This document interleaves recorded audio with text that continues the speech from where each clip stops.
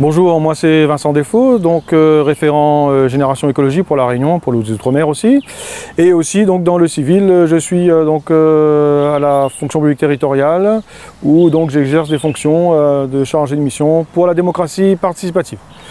Si on se parle aujourd'hui, c'est pour évoquer ensemble une grande fierté pour la ville d'Étang-Salé, c'est la montée du club de football, donc l'entente sportive dominicaine en R1.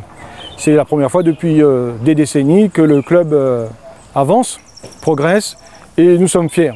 Comment ne pas être fiers de cette avancée? Je n'aurai pas l'esprit chagrin parce que je sais que beaucoup de gens autour de moi, de la famille, sont très contents, ils ont fêté cette montée. Mais en tant que politique, en tant qu'ancien élu, je me sens obligé aussi d'être vigilant. Et ma vigilance, c'est au niveau, je dirais déjà budgétaire. Un club en R1, cela a des conséquences sur les finances de la ville.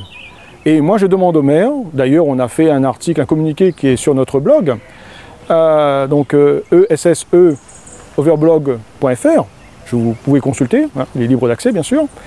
Donc sur notre communiqué, nous avons bien précisé à Génération Écologie que nous avons demandé au maire quel était l'impact budgétaire donc, de cette montée en R1.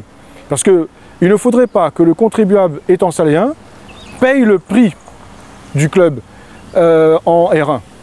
Il faut savoir que c'est très cher un club en R1. Tous les mois, il faut payer, pas seulement les joueurs, mais aussi toutes les infrastructures qui vont avec. Et le milieu du sport, vous connaissez, le milieu du football, c'est pas gratuit.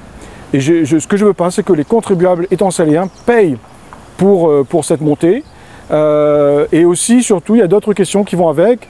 C'est est-ce qu'on veut un club, j'allais dire, de mercenaires, de joueurs qui gagnent coûte que coûte, ou alors un club formateur, un club qui forme les jeunes étang-saléens vers le haut niveau, qui les voit progresser et qui ensuite rayonnent à travers la Réunion, mais ailleurs aussi.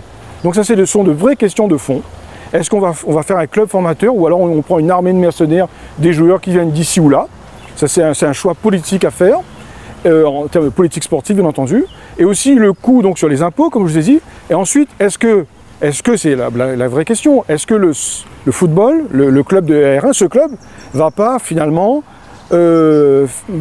prendre tous les fonds publics au détriment des autres clubs de football peut-être, mais aussi d'autres sports, parce qu'il faut encourager toutes les activités sportives, et notamment par exemple à Étang-Salé, vous savez que le rugby est très fort, vous avez le club de tennis, vous avez la natation, vous avez aussi la lutte, hein, on excelle aussi dans ce domaine-là.